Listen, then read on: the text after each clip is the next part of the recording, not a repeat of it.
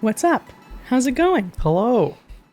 This is Frostbytes. This is Frostbytes. We're doing it again. We're doing it again. We thought, why not? Why not? Why not do one more? Episode 3. Yeah. Thank you to everyone who is listening. We are your co-hosts, Cassie Mann, Spencer McPhee.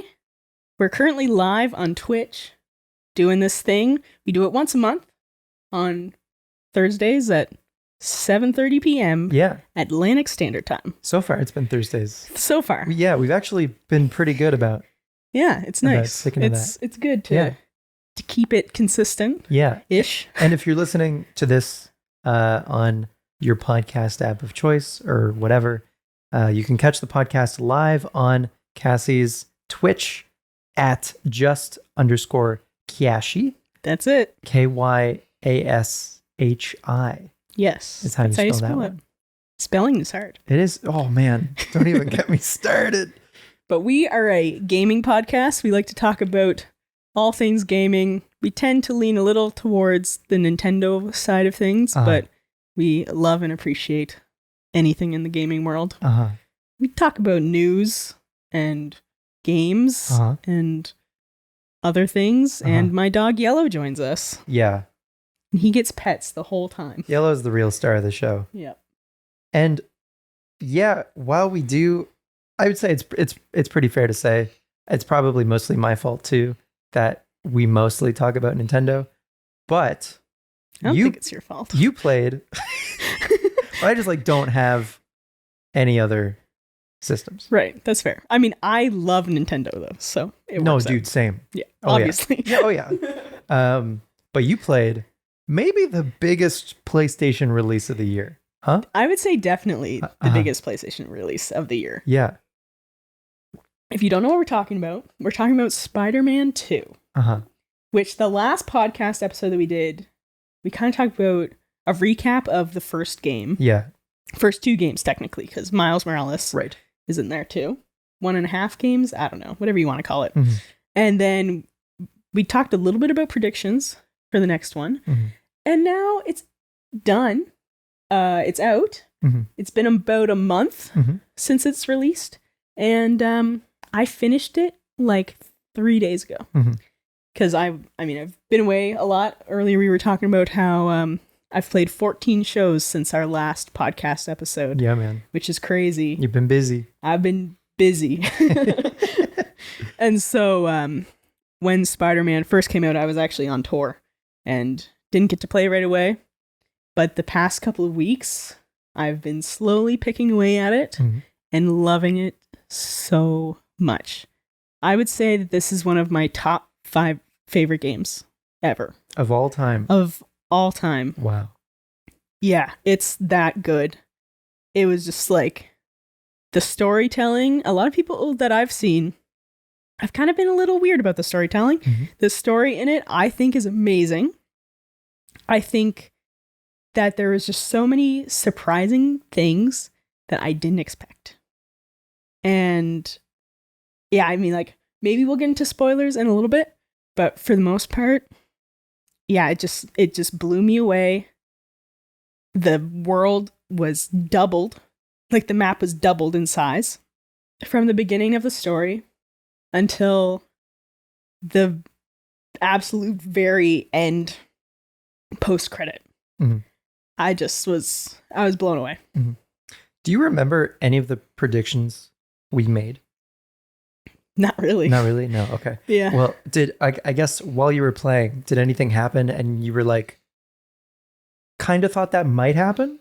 Did you anything that you were even thinking that you maybe we didn't say in the last episode, but was there anything that happened that you were that checks out, or was the whole thing surprises front to back? No, there were things that I was just yeah, that makes that's what I thought. Right. I guess for example, I guess maybe this can be our spoiler warning. If you don't want spoilers for Spider-Man 2. Yeah. Tune out for a little bit. Harry was Venom. I think that was one of the things was who is actually going to be Venom? Right. Harry. Right. Was Venom. But that was expected, right? Okay. Yeah. That was expected. Yeah. one of the predictions or things that I wasn't sure was going to happen that kind of seemed like it was possible was when Peter was in the black suit, that he would kill somebody. That didn't happen. Right. Oh, yeah. We were like, I wonder if they're going to cross that line. One of like the cardinal rules about Spider-Man. Spider-Man is that Spider-Man doesn't kill. Yeah. And they mentioned that in the game. Okay. About Spider-Man not killing. Yeah.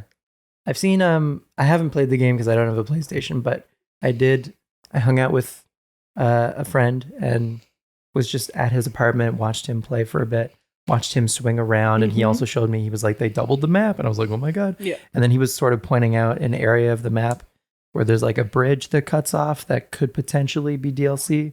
Oh. And he's like chomping at the bit for like more Spider-Man 2. I hope there's DLC. Yeah. So bad. Yeah. And maybe we can get into what that could look like later. Yeah. But I just like surface level, you know, the swinging, the city, just kind of like general broad strokes.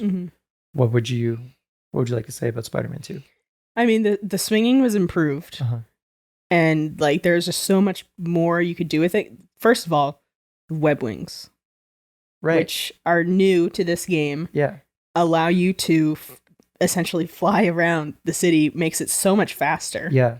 And there's like wind tunnels that you can go in that make it go even faster. Right. Aren't there rings like Superman 64 that you can go through? Yeah. That's funny. Yeah. And it was just super fun. And like the web swinging animations have been improved. So did the first game have like the web swinging kind of like the dial where like if it's really low, then the web swinging doesn't help you at all? So the first game didn't have that. No. So in Spider-Man 2, the new one does. You can like adjust how much help you want with the swinging. Which is nice because sometimes, like I remember in the first game, even as a seasoned Spider-Man player, I would get frustrated with like turning around a corner or something. And now they have assists for that. And I think at the Game Awards, Spider-Man was nominated for like accessibility, which is really cool.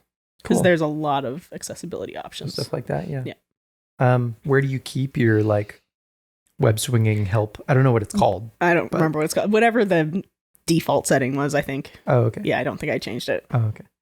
Interesting. Yeah.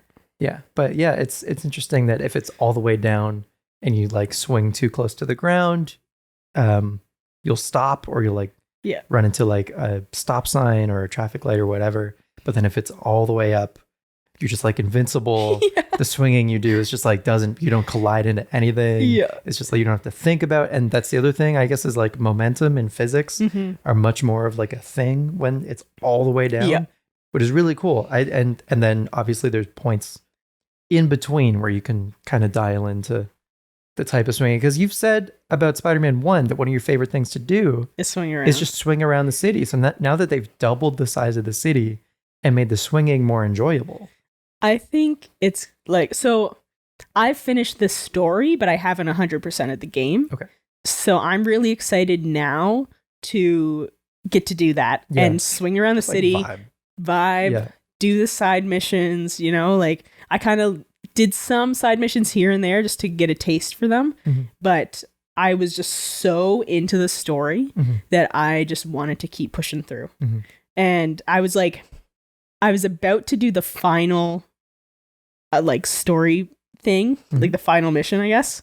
And I was talking to one of my friends and was like, should I finish this now or should I go and like 100% everything first? Right. And he's like, you know what? Finish the story. Then you'll have a really rich post game. Because if you do all of the side missions before you finish the story, then you don't really have a reason to play anymore. Yeah. So I'm like, cool. I mean, you're probably just going to like swing around anyway. Yeah. But at least now you're right. You have some objectives. Like that's the same. Like I find that's the thing with like most games is like Pokemon or something. Once I'm done the story, I'll play for a little bit longer and then be kind of like, you kind of fall off. Yeah, like as soon as I think I was when the first part of the DLC came out for Violet and Scarlet, well, that sounds weird. I need to say Scarlet and Violet. Can't say it the other way around. It's like saying blue and red. Yeah, exactly.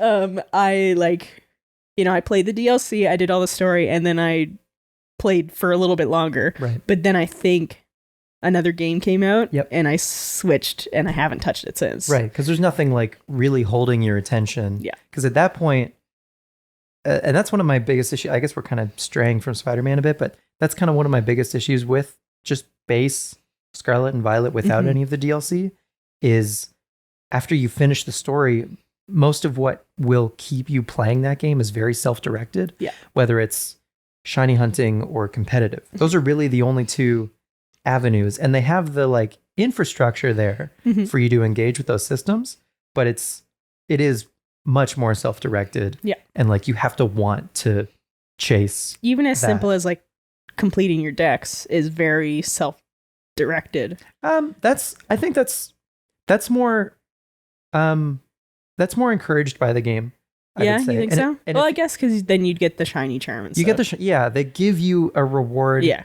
And like the reward with shiny hunting is the shinies themselves. The reward with competitive is just the feeling that you're good at the game. Yeah, fair enough. Right? And I mean, there's rank and stuff, but I mean, that ties into all of that. So those two things I would say are more self-directed. I would say swinging in Spider-Man because it's just like a chill vibe. It's a self-directed way. It's a self-directed type of post game. Yeah. Where you're right. When you have these objectives, there's a lot of side stuff. I understand. There's a lot of side stuff. So what are some of the side things that you can do in the game? So there's I guess in general in Spider-Man 2 you can play as either Peter or Miles, and a lot of the side missions are specifically for one of the Spider-Men. So for Miles, there's like Mysterio ones and there's Prowler ones. Where like the Mysterio is like opening these Mysterium things, whatever they're called. And then you have to go as Miles and like test them out. And then there's always, you always have to do like some fighting in them. And then the Prowler ones is like helping Miles's uncle like find some stuff. And that's the Prowler? So Miles's uncle, Aaron Davis, is the Prowler. But I was under the assumption that the Prowler's a bad guy. Or is he kind of morally gray? Yeah. Okay. Yeah. Right on. He's like a bad guy, but he's, I don't know. He's all right. Yeah. Okay. Yeah. He's all right. He's all right. He gets a pass. He's chill. Okay. And then for Peter, the missions, there's like one that you're working with the fire department. Okay. Because there's this like cult that they're like flame. It's like some sort of flame related thing. They're like arsonists? Yeah, and then there's like symbiote nests. Okay. Which are like symbiote creature guys you gotta fight off, and like some of them make more sense to do like during the story, some of them don't, but whatever. It's all good. And there's the friendly neighborhood. And then there's like regular crime stuff. Right. Which is a lot of the friendly neighborhood Spider-Man app. Yeah. Is that mostly Miles? No, it's both. It's both of them? Okay. Yeah, and it's actually nice in the game. Is kind of how you can like go through your missions. And so like if there was a mission for Peter and there was a mission for Miles, you could like go in the app and like pick which one you want to do. And it would also show you your like side missions and stuff. Cool. Which is really cool. So I assume the goal is to 100% the game for you. Yes. Yeah. So my goal initially was to platinum the first game before I platinum this one. Okay. But I didn't. I still haven't platinumed it. Okay. Do you want to? Yes. Is that still the goal? That's still a goal, I think. But I think I'm gonna do it later. Probably. I'll probably try and platinum this one first. Yeah, you're not gonna try to platinum the first game before you platinum the second game. Okay. I don't think so. Yeah, because the second game's the new hotness. You can go back to the first game. Yeah. Yeah. Yeah, exactly. And I'll still love the first game, I think. And it's like it's not even that I have a lot to do. Right. I think I'm like 8 trophies away from platinum it or something. Yeah, you're like almost there. You're just almost there. You just have to do it at this point. There's this interesting idea about sequels especially if they're on kind of a similar system,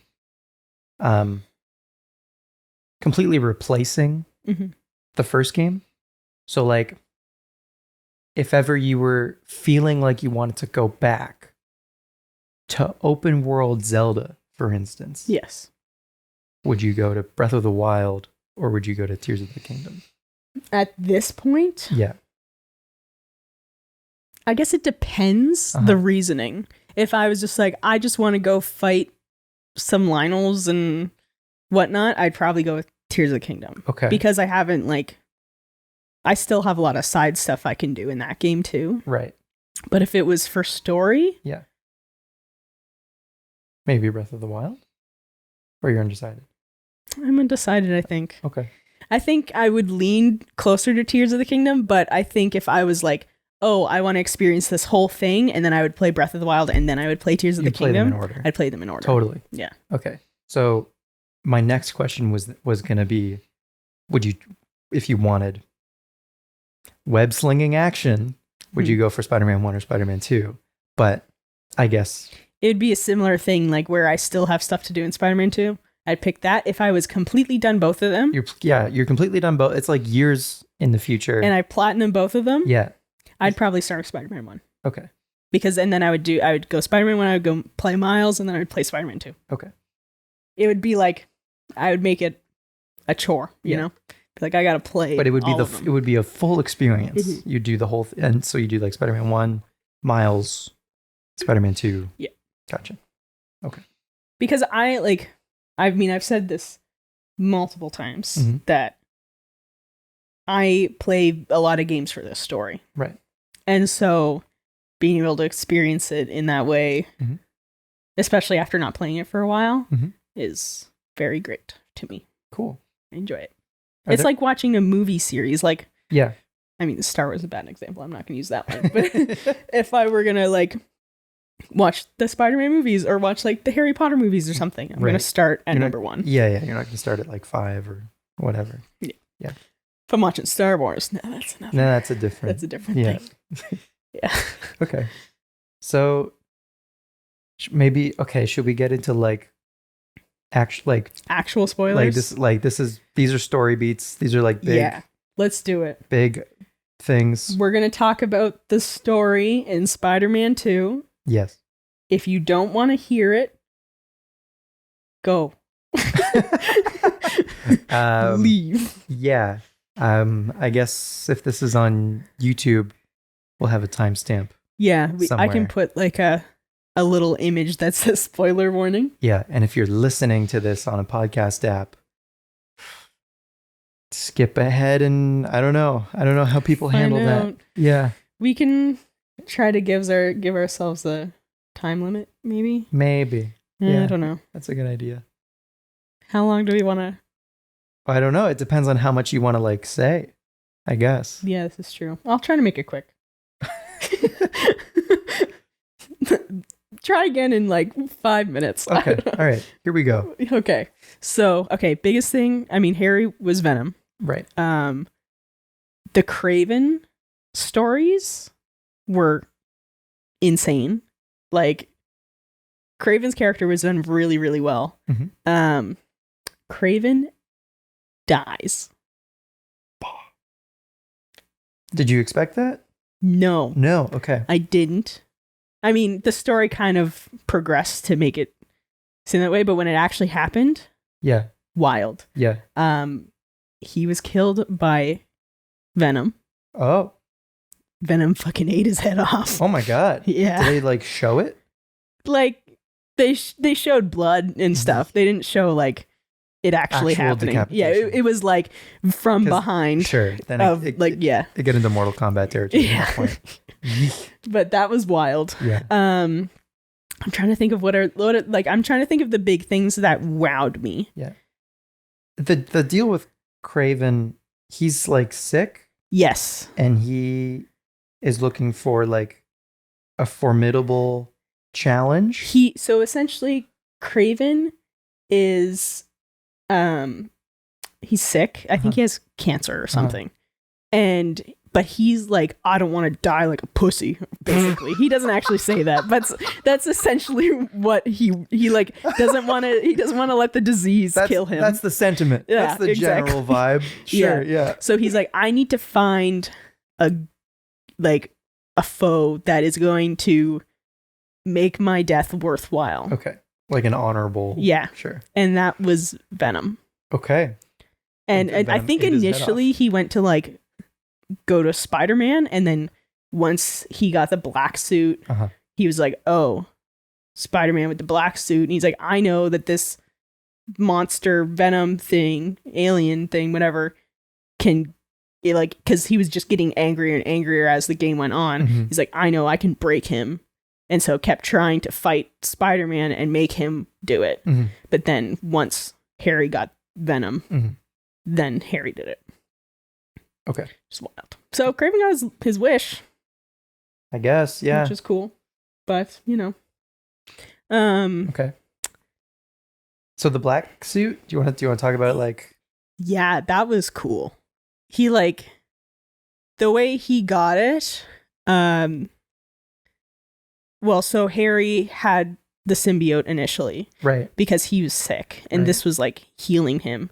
And there's this whole thing in Coney Island where they were getting attacked by hunters, which are like Kraven's people.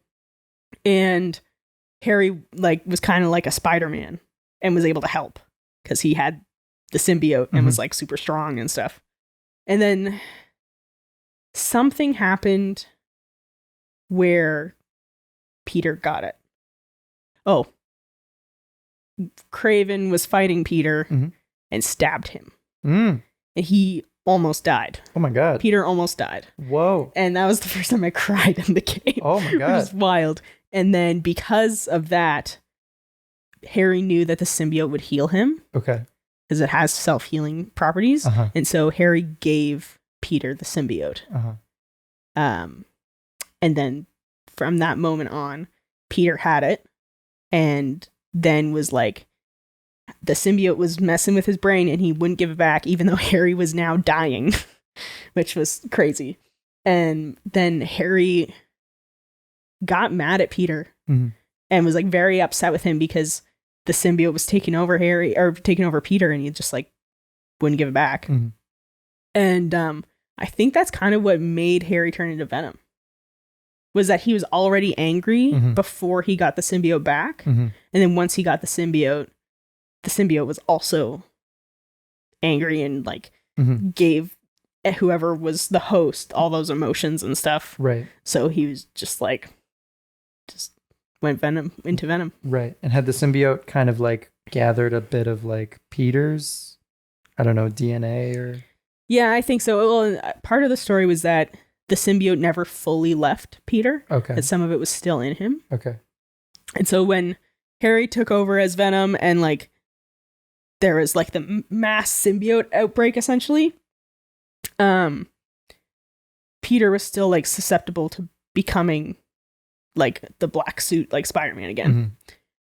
And that was the other cool thing was that so Martin Lee, who was Mr. Negative, was in prison, got broken out. He was one of the 2 prisoners that Kraven took out of whatever the raft, right, which is the prison there. Right. And wanted them to essentially bait the Spider-Man because Miles had a big thing with Mr. Negative because Mr. Negative killed his dad and stuff. Mr. Negative ends up being a good guy in the end. Nice. He helps Miles, which is huge, save Peter again. And like, this is closer to the end of the story, I guess, is he basically like they go into Peter's brain and destroy the rest of the symbiote in his brain. Oh, wow. And Mr. Negative uses all of his powers and gives them to Peter to neutralize the symbiote. And so then I guess Martin Lee doesn't have any powers anymore. He's not Mr. Negative anymore. He's just a regular dude. He's just a regular dude after. So he like gives up all of his. And then Peter gets an anti-venom suit. Oh. Which is super cool. It's like, it looks like the black suit, but it's opposite. So it's like white with the black spider. Oh, cool. And the eyes are super cool in it. Yeah. And that was one of the big things that wowed me. What else? Oh, there's a point where Harry turns Mary Jane into a symbiote. Oh, wow. And she becomes Scream. Okay. Which, if you don't know who Scream is another like Venom character, like symbiote character. Right. Like kind of like Carnage. Yeah, kind of like Carnage. Okay. And is so fucking cool. Okay. And that fight was actually really hard too. So, sorry, who were you and who were you fighting against? I was Peter fighting Scream. Who was Mary Jane? Mm-hmm. Whoa. Mm-hmm.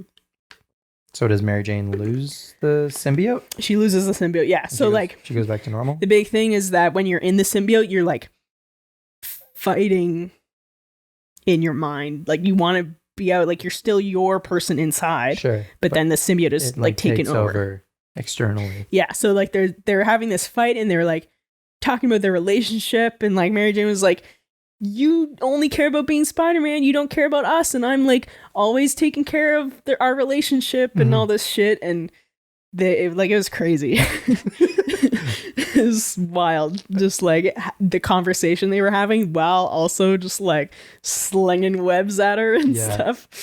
Yeah, it was pretty cool. That was like one of the big things that I was just like, oh my god, this is insane. Yeah.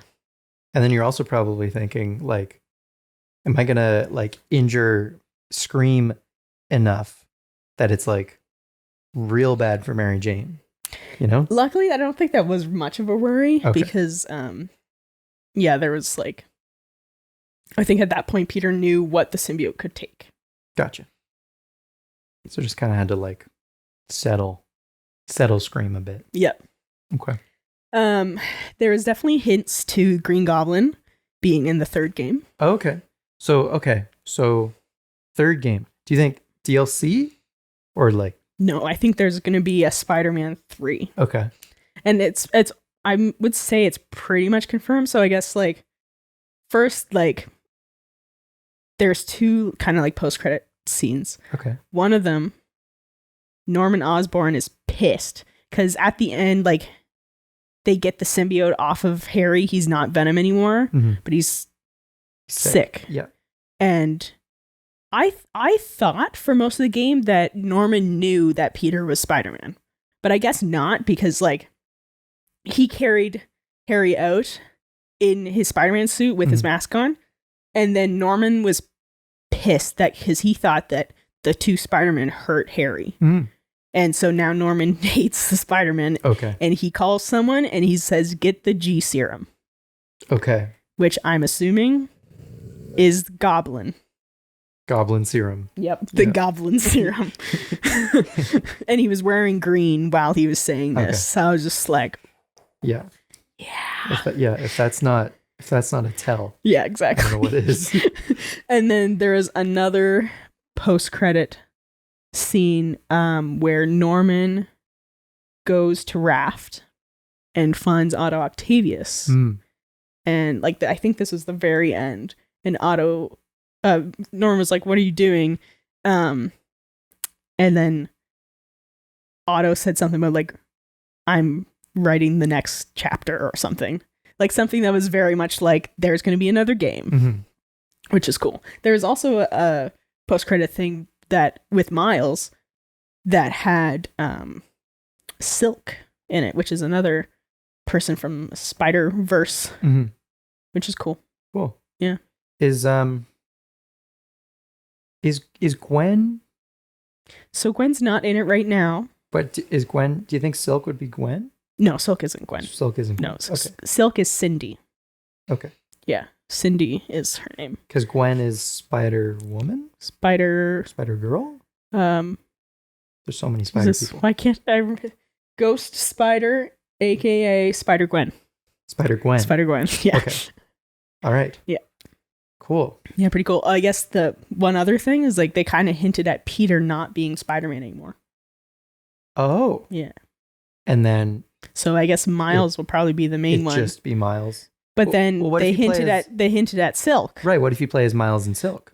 Yeah, I kind of have a feeling. I mean, Green Goblin's gonna be in it, have a feeling that it's going to be Spider-Verse-y. Okay. Because in the game as well, there are all these, we are definitely way over 5 minutes. It's been almost 15 minutes. There's definitely like hints at Spider-Verse things. There's like one of the quests, you go and find all these spider bots, and they like have you watched the Spider-Verse movies?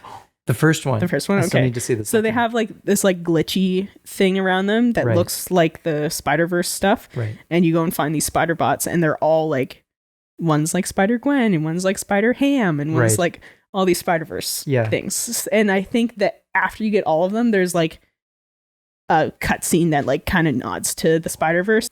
Yeah. And so, yeah, I have a feeling that Spider-Verse is going to be pretty prominent in the next game. Okay. Especially if Peter's not really Spider-Manning. Yellow. And did Spider-Man 2099? Not in this game. Maybe in that thing, but alluded to. They alluded to him? Kind of. I think. Okay. Yeah. Again, I still haven't finished that mission with the spider bots, but I think there's something in there. Okay. Yeah. All right. Sorry. Yeah, you haven't. Right. Okay. Mm-hmm. Okay. But pretty cool. Yeah. So that's like mostly. That's pretty much everything? Yeah. Okay. So, and you said it's among your top 5 games of all time. Yeah. Do you think, can you give me that list? My list of top 5 games of all time? Yeah. Or is that a tall order? It's hard to, I mean, I don't know if I can give them in order, but I can definitely give, but you can still give me, like, these are the 5 of my favorite games. Yeah. Obviously Spider-Man 1 and Spider-Man 2 are in there. Somewhere. Yeah. I would say Twilight Princess. Breath of the Wild is in there. And wait, how many is that? That's 4, I think. To pick one more? Oh God. I mean, Tears of the Kingdom? Or would you do like Breath of the Wild / Yeah, maybe I would put them together. Tears of the Kingdom? That's fair. Yeah. Yeah. And I guess in that case, I'd probably put Spider-Man 1 and 2 together. Yeah. So then, this Spider-Man for PlayStation 4/5. Mm-hmm. Breath of the Wild / Tears of the Kingdom. Twilight Princess. Mm-hmm.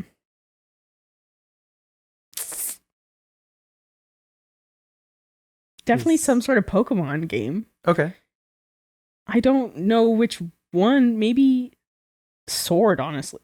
Wow. Because it's one of the ones that I've like actually finished. Right. And like really got me back into Pokemon. Right. So it played a very important part for you. Yeah. In the series as a whole. Is it the best Pokemon game? No.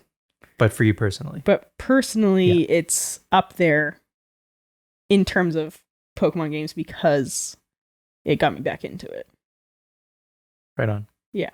And then is like Animal Crossing in there? Oh yeah, Animal Crossing. That old nugget. That little guy. That is a good one. I'm gonna put Bully in there. Really? That's one of my favorite games. What a deep cut. What a deep cut. I never in a million years would have expected that one. Crazy. That's one of my favorite games. Okay. No growling. I mean, I don't know. There's your top 5. That might not be accurate, but well, those are like my top 5 most memorable games. Sure. Yeah. Okay. We'll say that. Cool. Well, I don't know. I'm glad. I'm curious about yours though. We can get into my top 5, but yeah. I'm glad that you enjoyed Spider-Man 2. Me too. And it wasn't a flop. It was worth getting the 19 inches of venom. Yeah, absolutely. To forever memorialize or immortalize or whatever the word is I'm looking for there. Yeah, and there's probably going to be DLC for it, eh? I freaking hope so. Yeah. It'd be a crime. I mean, I'm willing. They had so much DLC for the first game. Right. It wouldn't make sense. DLC? Oh, no. Miles kind of was DLC. Yeah. In a way. People say that. Yeah. Which is fine. I understand. It was just a shorter game. Yeah. But a quality game. Quality game. Great game. Yep. Yep. Very good game. Cool. I think I'll play it again soon. Just to relive. Yeah. Yeah. Right on. You mentioned Twilight Princess. Yep. I'm doing a thing on my stream. Oh, I'm excited for this. Initially the plan was it was just going to be for the month of December, but there've been enough requests that it's likely going to be both December and January. Nice. Just like a little winter thing. Yeah, just kind of like a, I don't know, holiday time. Seasonal thing, I guess. So yeah, I'm taking requests from viewers for one game. I'll play as much as I can of that game. In one stream. For one stream. Probably not going to beat any of the games on the list. Although I've been assured that Shadow the Hedgehog, I mean, I guess you're meant to play through the story of that game multiple times. Oh, okay. So they made the story itself relatively short. Mm-hmm. So we might get through like one playthrough of Shadow the Hedgehog. But that's just an example of like one of the games. Cool. But you requested Twilight Princess. I sure did. And I played Twilight Princess a bit when I was a kid. Nice. Because I got it on Wii and I played it as a kid. And I played up until Link turns into Wolf Link and he's in the jail cell. Oh, yeah. Like at the very beginning of him being Wolf Link. Yeah. Right? And I don't know, child Spencer did not understand what to do next. And later in life, I learned you're supposed to dig under the bars. Yep. And I wonder, like, there's an alternate timeline where I figured out that I'm supposed to dig under the bars. And then you actually played the game. And I played the game and became a huge Zelda fan. Instead of a Pokemon guy. Maybe instead both. of, or like in tandem with, but like currently, I think Zelda's neat. Yeah. I like the characters, but I don't know that it feels disingenuous to call myself a fan. That's fair. Of the series, Mm-hmm. Because I haven't really played many of them, and I wonder if I ever if you ruined that chance for yourself. Yeah, by not figuring out that I'm supposed to dig under the bars, and if I couldn't figure that out, then surely I wouldn't like. Of the puzzles in Zelda, that's got to be one of the easiest. Is digging under some bars as a wolf, right? I'll tell you where I got stuck. Okay. So Twilight Princess is one of my favorite games. I've never actually finished it. Okay. I got really close. Uh-huh. I got to the mirror shards section, if anyone knows that part. Uh-huh. I don't, but... I know you don't. I know you don't. We found that out. There was one mirror shard left. I think you have to collect like 7 mirror shards or something. Okay. I had one piece left. No idea where the fuck it is. Couldn't find it. Gave up. Okay. Yep. So I'm hoping as an adult now, I'll be able to do that. Right. Also, I have the internet, so that's... Yeah. I have no shame in looking things up. I mean, that's fair. You know, because like... I want to finish the story, so I'm gonna look shit up. Yeah. It's not about like proving that you can do the thing. I don't know why people. I mean, sure, if people want to do that, that's great. But yeah, I'm not trying to do that. Right. No, that's a good way to be. Yeah, I think. Yeah. I'm just trying to enjoy the game, and if I can't enjoy it if I'm stuck. Yeah, I agree. Then you just get frustrated. Yeah, exactly. Yeah. But yeah, I'm looking forward to the variety couple of months. Mm-hmm. Yeah, that'll be cool. I'm going to be doing, I think there's about 20-ish requests right now. And how much are you streaming right now? Like how many times a week? I'm trying to do like 2 to 3 streams a week. Cool. And that might need to go up if I'm going to fit everything in for December and January. Well, but if you got the time, I guess. Yeah, I think I can do it. The only thing is I'm going to be like going home for Christmas. Yeah. Which is going to take some days away that I could be streaming, but that's whatever. Anyway, and if it bleeds into February, whatever, who cares? I'm making the rules. Yeah. Who cares? Right? Yeah, exactly. But I am very excited about it. There's a good variety of games in there. Nice. So, yeah, I'm looking forward to that. But I mean, a game, I guess another game that came out the same day as Spider-Man 2 was Mario Wonder. Yeah. And you've played a bit of it. I've played a bit of it. I'm on World 2. Uh-huh. What level? I don't know. Somewhere in World 2. Somewhere in World 2. Yeah. Halfway through, maybe. Okay. Maybe not even. Okay. I don't know. That's fine. Yeah. It's, what were your first impressions? I think it's super fun. Yeah. I've always been a fan of Mario platformers. Uh-huh. Like I grew up playing the DS Super Mario Bros. Game, and the first new Super. Yeah, the first new Super Mario Bros. Game, and loved it. Played the Wii one, loved it. Haven't played a lot since then, honestly. Yeah, but yeah, big fan of those games. So having this, I mean, everything's new. Like literally the animation's new, the voice actors are new, all of the different, enemies and effects and the Wonder Seed stuff, it's all new. So it's been really cool. I've been enjoying it a lot. Yeah. Not like, I don't know, for me to say anything negative about any 2D Mario feels blasphemous. But there are some Mario games, especially some of the new Super Mario games, where a lot of the levels kind of feel like filler or repeats of ideas, and they're levels and they're like fine and playable, but not particularly like interesting or unique. Every level, if not every level, like 99% of the levels that I've played, I'm about halfway through Wonder so far. There's so many ideas, such smart level design. It does the thing so well where you don't even realize you're being taught how to do a new thing. Yep. Right? I played a level earlier today where one of the things, one of the type of levels that's there are these like badge challenge levels. Yes. Where the game introduces a new badge, and a badge is something that you can equip to your character, and it allows you to I think the starting one is it turns your hat into like a parachute. Yes. And there's the one I have equipped right now. Yeah. And it's a good one. It's a great one. There's other ones that like give you more coins when you defeat enemies. There's one that adds more blocks to levels, which is a great cool accessibility badge. There's a whole bunch of like really interesting ones. So there's another one where if you hold the crouch button, you charge up a high jump. Oh, cool. So I played a level earlier today in World 4 where as you're playing through the level, it sort of teaches you that like you can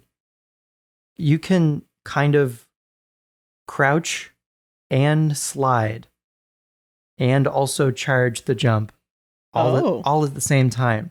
Nothing ever like explains this to you. There's no pop-ups. Even like the flowers, the talking flowers in the game, they very rarely. I think the most like instructional that they'll be in the game is like sometimes they'll be off screen but still speaking and saying something like I'm over here or how did I get over here or whatever. And they just like show you the possibility that that's there, but they don't tell you how to get over there. They're just like, there's something here. Yeah. Now you figure out how to get here. And that's such a good idea.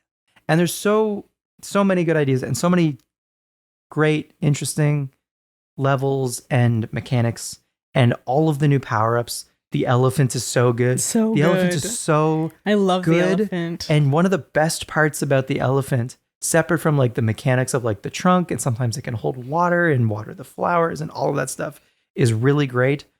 The animations when you're the elephant, when you have to squeeze into a pipe or so good. Yeah, like man, the animations all around for every single character are so good. I've played mostly as Luigi, but I've seen some of the other ones. Yeah. I like have been trying to just like go through them a little bit more. I've done a lot of Luigi though, but it's like so good. The bubble power up is really cool too. Yeah. And it's cool as well. I haven't really like dabbled in much of this myself, but I noticed like within the first couple of days of Wonder being released, there were a bunch of YouTube videos coming up of speedrunners being like, we've broken Mario Wonder already, and like the bubble power-ups in the thumbnail and whatever. So you can jump after you like shoot a bubble, it will linger in the air for a bit and you can jump on that bubble, and that will obviously allow you to skip a whole bunch of stage by jumping further. Yep. But anyway, I could go on about this game maybe for forever. It's wonderful. It's delightful. It's inventive. It's unique. It's incredible. It's a joy. And I've been progressing. Again, I'm in the 4th world right now. Yep. So I'm about halfway through. As I've been progressing, I've been trying to 100% every level as I go. Oh, nice. And so worlds 1 through 3 for me are completely 100%ed. Wow. And it's not tedious. It's not, like, none of it at all. Like, even replaying a level, you'd think like, well, you already did it. You already experienced it. Replaying it might not be as good. Sometimes, like, it's still fun. It's oh my God, is it ever? Yeah. And like the puzzles within levels and figuring out how to, especially some of the more difficult levels, there's it's not totally like the thing that makes them more difficult. Yes, it's the platforming, but also it's figuring out how to get like the new purple coins. Yeah, the new purple coins. In lieu of like 3 stars in a level, there's now 3 purple coins that you can collect. And then also sometimes finding where the Wonder Seed is. Finding where the Wonder Seed is. Yep, there's some cool stuff with that. Yeah. Honestly, yeah, I think it's a great game. My nephew played it with me once.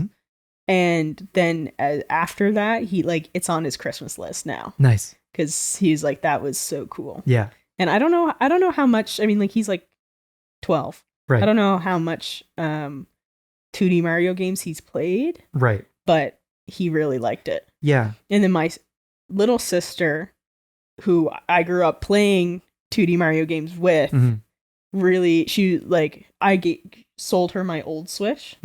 And I was like, do you want a game for that for Christmas or anything? She's like, oh, well, like the new Super Mario Bros. U one seems good. And I was like, you should get Wonder instead. Yeah. Yeah. I was like, Wonder is gonna be way better. Yeah. U Deluxe, I guess. Yeah. Technically. I haven't played it, but I mean, I'm sure again sure it's fine. I'm sure it's like a perfectly adequate Mario game, but like it's not gonna be nearly as exciting as Wonder. Yeah. But I guess maybe at that point it's like maybe play that one before Wonder so that it doesn't seem as boring. I don't know. Yeah. I was just like, you should get Wonder. This one that's cooler. I agree. Yeah. Yeah. Other things, other really cool ideas about Wonder. When you turn the online on, you can see other players around the world. Yeah, I haven't done that yet. I'll have to try it. It's really cool. You also see people moving around in the overworld. Oh. And there are secrets in the overworlds. Oh. Everyone. Check everything. Okay. Check every nook and cranny. Good to know. And I've just like noticed the ghosts of other players in real time. Yeah. Moving like behind a wall. And I didn't realize that there was anything there previously. And so like I'm like learning from watching other players' characters. That's so cool. Move. And you've probably played a level by now where you have to find 5 coins in the level and they're hidden.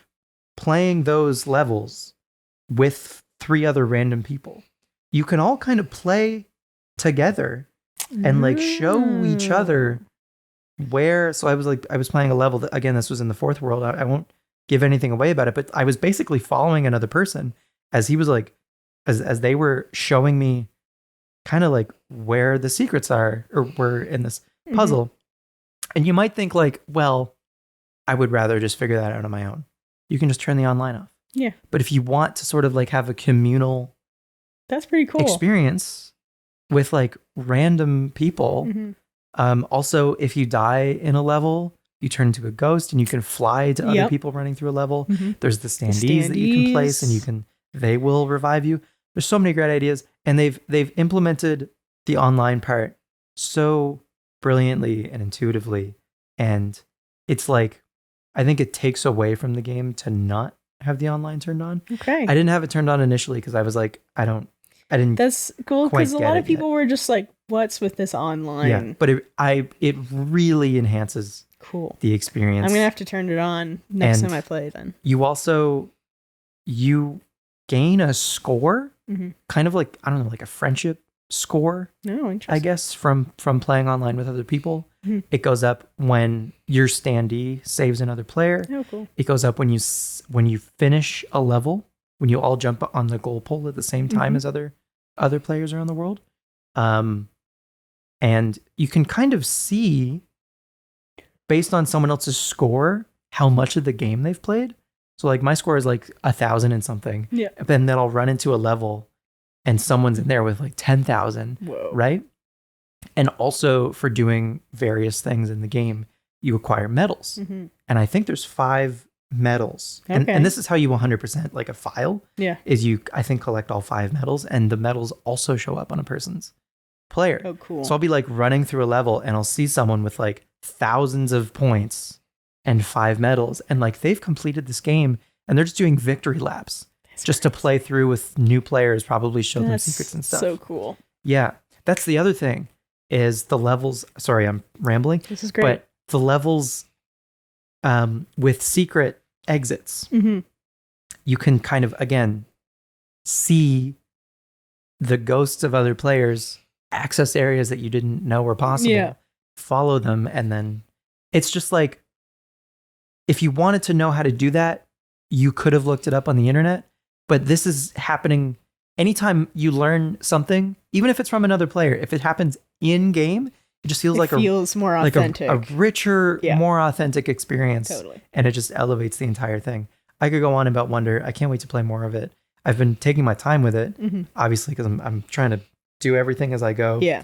But there is a very cool reward for doing everything. Oh. And beating especially difficult levels. Okay. That grant access to other things. Interesting. Mm-hmm. Do we get to know about this? I don't know that I want to like, because if you haven't. No, you can tell me later. Sure. Yeah. Yeah. Yeah. But like, just play every level. Okay. At least, even if you don't collect all of the purple coins or even like all of the wonder seeds or whatever, mm-hmm. at least play every level. And well, some of the levels you do kind of have to find the secret exit to go to other places, but I digress. Play every level. If there's a level where you see it's like a 4-star difficulty or whatever, just keep trying, because the things that unlock are very cool. And yeah, I can't wait to play more. Sweet. I can't wait to see how they do the ending of it, because I'm only halfway through. Yep. And yeah. Nice. Wonder has been wonderful. That's great. Period. Amazing. The only other thing I kind of I had an idea about talking about was Switch Online. Yes. And now that got it. Congrats on the Lycan Rock. Thanks. Yeah. Now that the 6th and final wave of the Mario Kart 8 Deluxe booster course pass mm-hmm. thingy has finally released, there are now 96 tracks in Mario Kart 8 Deluxe. Which is wild. That's a lot of tracks. And I don't know. I was just thinking about Switch Online as a whole. I had to like renew it, and so that had me thinking about it mm-hmm. again.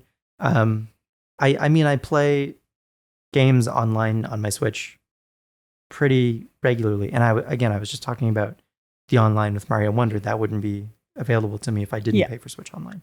But I was thinking, like, for me, yeah, I'm a big fan. Obviously, I'm going to buy it. Yeah. But I wonder, for anyone who maybe they just play Mario Kart or just Smash Brothers, even just Pokemon, the rest of the stuff that Switch Online comes with, that kind of supplements having to pay for online, right? They're still kind of hiding mm-hmm. that you have to pay for online. Yeah. They're like, here's all these games for free that you have access to. And I'm just wondering, have to like, pay for it. Yeah, you still have to pay for it, but they're trying to like sweeten the idea of having to pay for online. And you don't have to, like, for games like Fortnite on Switch, that's all through Epic, so you don't have to pay for online. Okay. For that on Switch. I think same thing for like Rocket League. Again, mm-hmm. all of the Epic stuff, they run their own right online, so you don't have to have a Switch Online membership for those games. But bye, Yellow. At least for Switch Online, again, Mario Kart, Smash, Pokemon, all that stuff. All the Nintendo things. Yeah. Yeah. Like, What do you think? Do you think it's worth it? So my thoughts on it, yes, I think it's worth it. Okay. I think it's worth getting Nintendo Switch Online if you want to Switch. I mean, it is the cheapest online membership for any of the consoles. Right, compared to PlayStation, compared to PlayStation, Xbox. compared to Xbox. Right. I mean, I guess Game Pass is actually... No, it's still more expensive because Game Pass is like $20 a month. Yeah. Ish.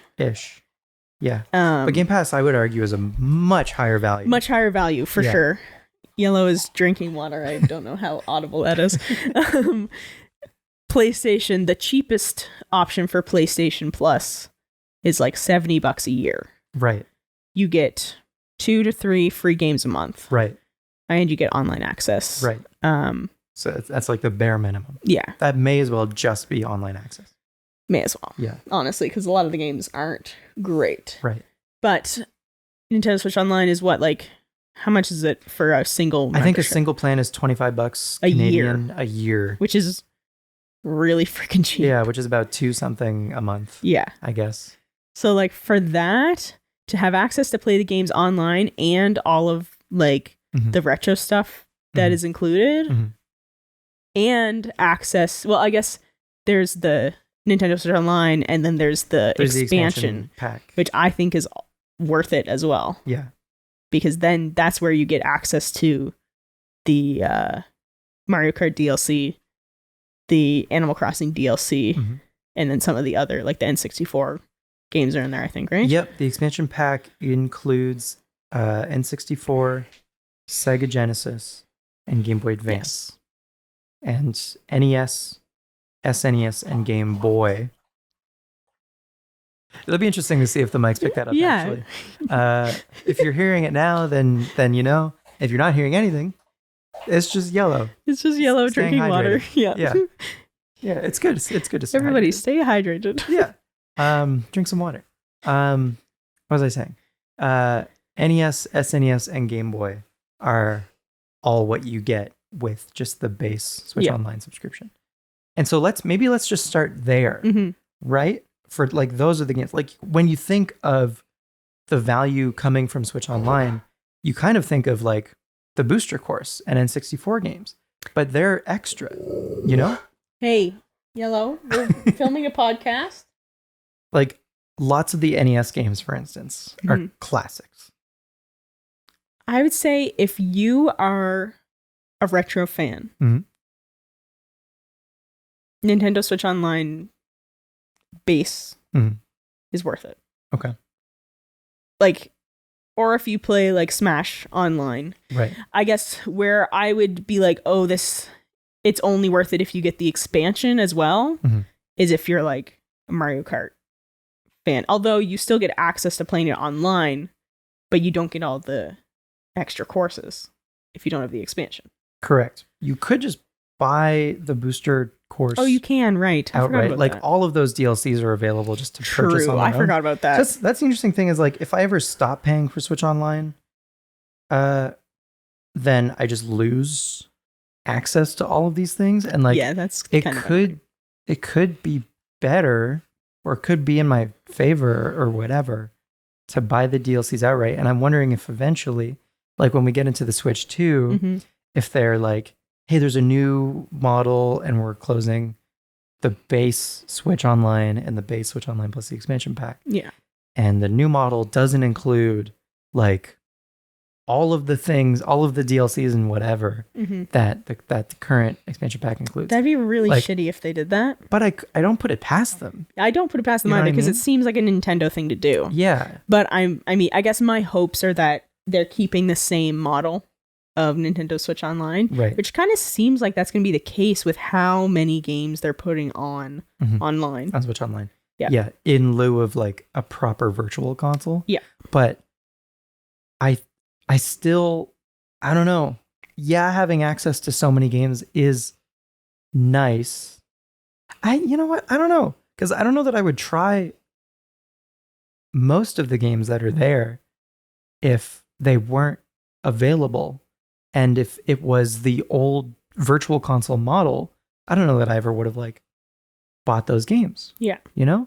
And that's the thing, they're making so many classic Nintendo games accessible to everyone, or at least anyone that has a membership. Right. Because especially now with physical media being more and more rare, a lot of these older games are getting more and more expensive. Right. A lot of people aren't going to get to experience these games ever. And so it does kind of have that value as well. For sure. It's just giving more these games into more people's hands. For sure. And even, for like preservation, it's good.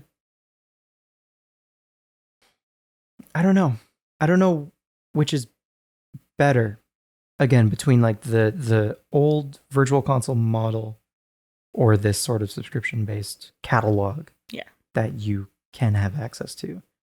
The subscription thing's hard because it's like, if you decide to not subscribe, you lose everything. Yeah, you lose which access. Sucks. And then it's also like you kind of get a bit of FOMO if you're not like part of it using it. Yeah. Like if you're paying for it but not using it, then you're like, is this really worth it? You know? That's why I'm on a family plan with my sisters. So am I. Which is great. I'm like the guardian of like 6 of my friends. Amazing. So then at that point, the family plan with the expansion pack is worth it. Is 100 Canadian plus tax, so it's 115. And then you split that with 6 people. Yeah. Well, for 8 people, the family plan total can do 8 people total. So 8 people, that's like $14 each. Yeah. For a year. Which is pretty. Yeah. If you're which is less than a month of Spotify. Yeah. Exactly. So yeah, for like a year. So when you think of it, if you're doing that, I guess, then it's more worth it. But I'm, if I was doing like a single person expansion pack for the year, like it's 25 for just the base. I think the expansion pack is an additional 15 maybe, so it might be 40. Yeah. It might be 40 for the year, I think it is. Or something like that. Yeah. Yeah. I mean, it's hard when it's a single person, but like if I still think if you can spare it, do it, because it's still. You still think it's worth it? Yeah, I still think it's worth it. It's the cheapest online you can get, and it gives you the option. Now, I mean, if you're never going to play any games like that that require online, then don't get it, I guess. But if you see any sort of value in it, then you should get it. Even just like playing Animal Crossing with my homies, you need online for that. I love like just playing Mario Kart online with friends. Even just like things as simple as that. And then having the other stuff is a bonus. Yeah. Yeah. I wonder if it sucks that you have to pay just to use online services and games. Right. But they have to pay for the servers. So yeah, PlayStation and Xbox have been doing that for exactly. For a long time now.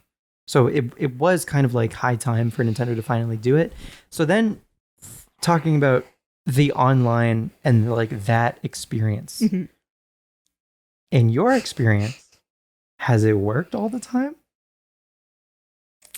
For the most part, I would say, yeah. It really depends. It depends on the game. It's game to game. Yeah. Because like Mario Kart, for the most part. For the most part, for Mario Kart, it works. It's great. Animal Crossing, for the most part, it works great. Yeah. The biggest issue with Animal Crossing is just of like the game itself and like how long it takes to get multiple people on one island. Yeah, because you have to have all the dodo codes and wait one person at a time. Yeah. But that isn't Switch Online's fault. No, that's the game. That's Animal Crossing's fault, which is a whole other thing about how Nintendo, like having someone on your friends list largely doesn't do anything for you as far as multiplayer connectivity goes on Switch. Yeah. Like you still, for so many games, Animal Crossing, Pokemon, you still need to use a code, some sort of like code system. Which like to a degree, I understand because it is a console that is typically geared towards a younger audience. And so they're probably just trying to have as many security things in place as possible. I understand that totally. I think but you think it could just be like a parental control. If the parental controls are turned on or whatever on a system, then have it act the way it currently acts. And then for the rest of the adults, just let it, please let it function properly and efficiently. And not like you have to take 10 different steps in order to just play a single game with a friend. Yeah, it's continues to blow my mind. The only, again, and going back to Mario Kart, that game's online is relatively like joining friends that are already in a game or whatever in that game. Pretty good. Yeah. Like it's, I don't know why they only ever really figured it out for Mario Kart. And even like the online service on the Wii was not bad. The connection sucked, but like it was a similar concept. I'm trying to remember. I think the only I think online on the Wii I mostly would have done Mario Kart Wii. Yeah. And a bit of Brawl. Yeah, I did. Oh, you know what I played online on the Wii a bunch was Mario Strikers. Oh, nice. Yeah. And I got my ass kicked a lot because anyone that was playing that game online fucking knew what to do. Yeah. And so I was like, Yellow. But it was fun. It was fun when it was a thing. Mm-hmm. Anyway, all of that about Switch Online to say, I don't know. I've just been thinking about it lately. And I don't know if any of what I said made sense. But I was going to like point out some games that like, I don't know, maybe if people missed them. Yeah. Maybe if people missed them. Then and like didn't realize that they were on Switch Online. Yeah. But I think in lieu of doing that, rather than kind of like pitching these games, if you don't already have Switch Online, if you do have Switch Online, especially if you pay for the expansion pass, just like have a gander through the collections if you haven't in a while, just to see what's there. The collections is something that I like haven't. I don't think I've played any of them really, and I need to spend some time with them. Because there are some good games. There's a lot of good games in there. Yeah. And games that like I've never heard of before. Like for the Game Boy Advance, there's this game called Kururin. Whoa. And there's a rod that slowly spins kind of in a clockwise motion or whatever. And you have to move it through a puzzle. And the rod can't touch. It's a puzzle game. Okay. It's weird. Nice. I never would have heard about it otherwise, I think. Anyway, but it's fun. And I'm paying for this thing anyway. And I got to experience this thing. And yeah. Also played the first WarioWare game. Oh, nice. For Game Boy Advance. Sweet. I need to check that out. And Minish Cap is on Game Boy on the Game Boy Advance collection as well. Yep. And so like in lieu of And Minish Cap is an expensive game these days. I was just going to say, like, in lieu of finding a physical copy, just having it on Switch Online. The only thing that is, like, really missing, I find, from the Switch Online is the Pokemon games. But that's because they're remaking them, so it seems. Yeah. We'll see. I don't know. Yeah, I mean, who knows what'll happen. After the Scarlet and Violet, this part 2 of the DLC, which by the way is coming out December 14th. December 14th is the day. Okay, cool. That's the day for the Sweet. Indigo disc. After that comes out, Pokemon's going to have a Pokemon Day Presents on February 27th. Oh, good like they do every year. Yep. That will be the big one, I think, to see if What do you think we're going to see? Just, I know this is a little off topic, but I don't know. They could say, hey, here's Red, Blue, Yellow on Switch Online. 3 months down the line, here's Gold, Silver, Crystal. 3 months down the line, here's Ruby, Sapphire, Emerald. Yeah, true. That would be cool. I have a feeling my predictions for that, we can have proper talk about this later, but like another Legends game. And another remake of some sort. Yeah. In similar vein of Brilliant Diamond, Shining Pearl. I don't think they'll do a remake of a mainline game. Oh, okay. I'm hoping they do a remake of the next Mystery Dungeon series. Oh. So they did a remake of the Game Boy. I guess it's kind of half Game Boy, half DS, but the first Rescue Team Mystery Dungeon.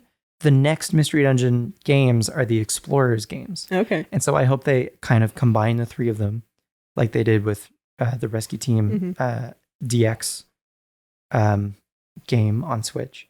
I hope they combine the Explorers Mystery Dungeons and do another Mystery Dungeon remake.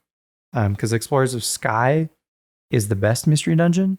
And so having that on Switch. And also Explorers of Sky is an expensive game. Right. So just making that game and that story more accessible to modern audiences, yada yada.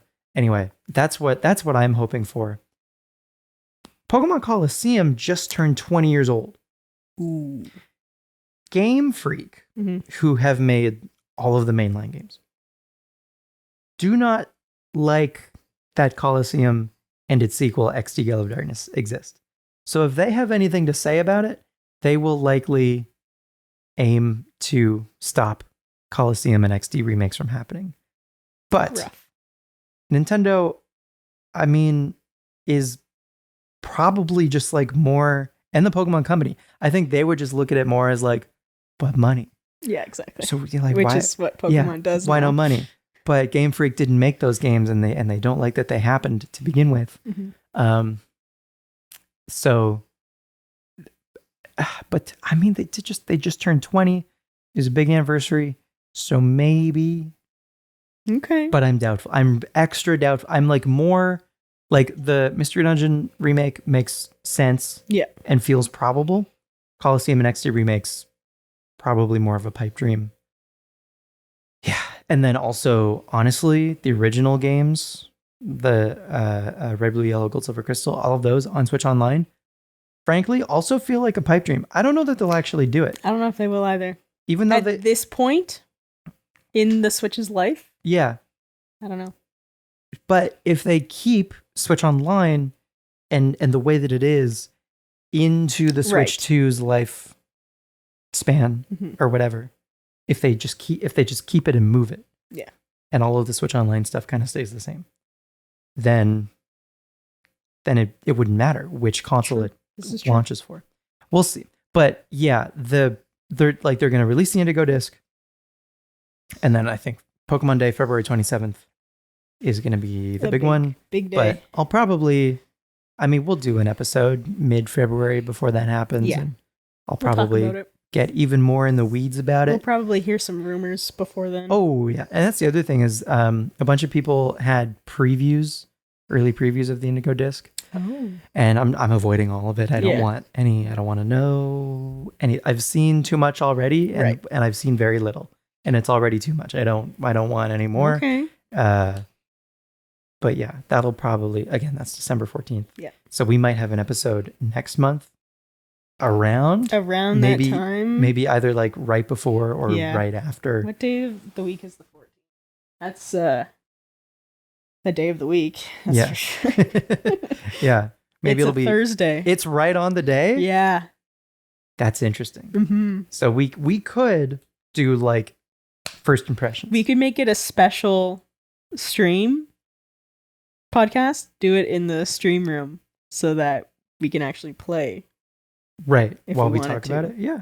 Or we could play it before and then talk about it. First impressions. We'll see. We can talk about it. We'll see. Yep. Anyway. Yeah, I think that's it. Cool. Sorry, that was probably all over the place. Well, we've kind of already talked about Pokemon. I was going to ask what is new in the Pokemon world right now. Also, actually, I think last time we talked, I did get Emerald, right? Yes. Yeah. You did. So I got Emerald. Nice. Been playing a little bit. Very fun. Love Hell it. yeah. I also got Gold. Nice. Yeah. Picked that up for $50. That's good. Yeah. That's good. And it's authentic. Nice. It's good. And the battery still works. Yep. Nice. Yeah. For now. It's okay. I might order some batteries at some point and replace them myself, but yeah. If you do replace the battery, it will lose the save.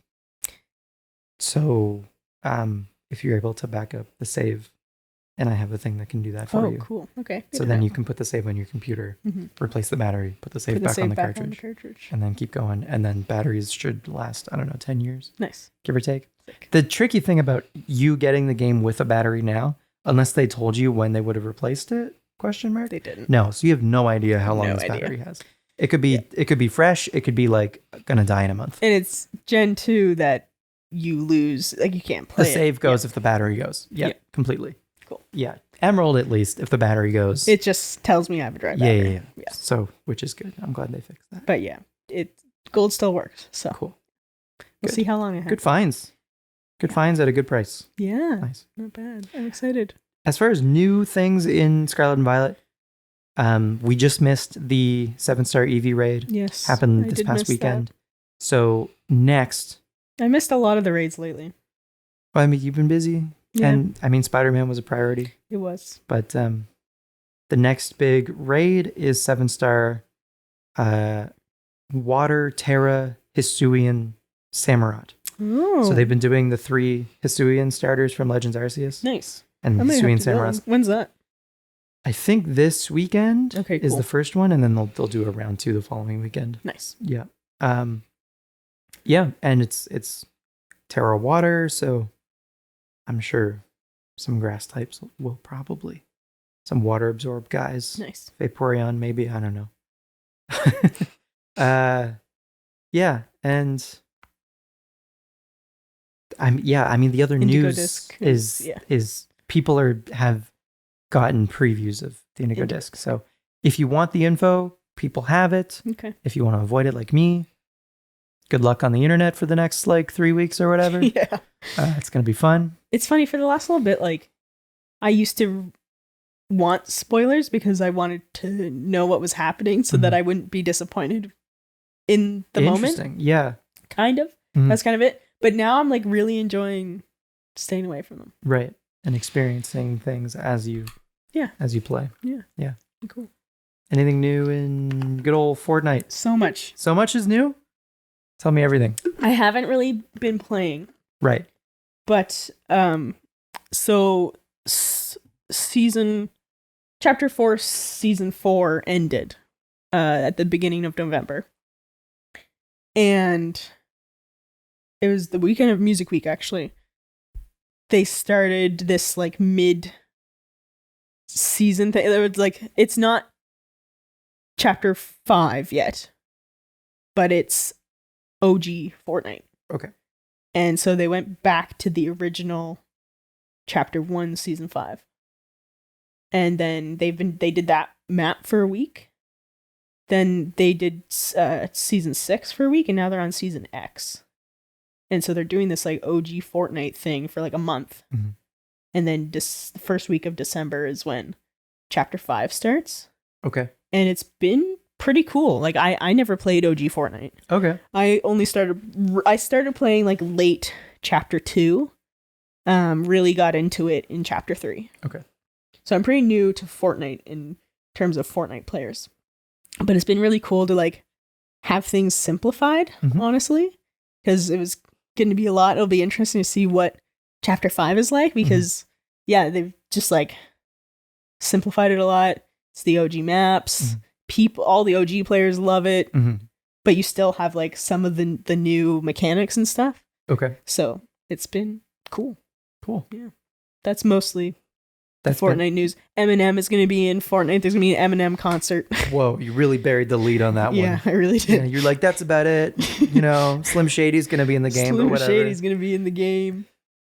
Yeah, I think that's, so there's an event. Like there's a Fortnite event. I think it's December 2nd or something.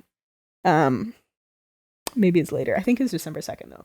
So there's the event. It's going to be this big bang kind of thing. I think that's what they're calling it. Okay. And then there's going to be an Eminem concert. In Fortnite. The same day in Fortnite. Yeah. Pretty wild. Wild, yeah. So I have a gig that day. Hopefully I will have time to play Fortnite. So does Eminem. Yeah, I know. He's also busy that Surprise. day. I'm actually playing with Eminem in Fortnite. I wish. Wow. Surprise. I am Eminem. I am Eminem. The real Slim Shady. That's it, Mom. That's it. But yeah, that's pretty much it. All right. I think that's the podcast. We did the podcast. Episode 3. Episode 3 of Frostbytes. In the books. If you liked listening to this, make sure to follow us on all the social medias at Frostbytes Podcast. We stream live on Twitch once a month on a Thursday at 7 p.m. We do pre-show, post-show, and do the actual thing in the middle. It's a lot of fun. You can follow both of us on Twitch. I am at @just_Kiyashi, and Spencer is Caprio_. You got it. You got it. Yeah. We post the video version of the podcast on YouTube, and you can also find us on Spotify, Apple Podcasts, Google Podcasts, wherever you like to listen to podcasts. Thank you so much for listening. I would say the YouTube version is probably the best because you get to see Yellow. You get to see Yellow. Yeah, and Yellow is like half the reason. You know, he's the main reason anyone's here. Sorry, yeah, you're right. I should give him more credit. I should give him credit where credit's due. Yeah, he's chilling. Right on. I think we did it. Right on. All right. Outro.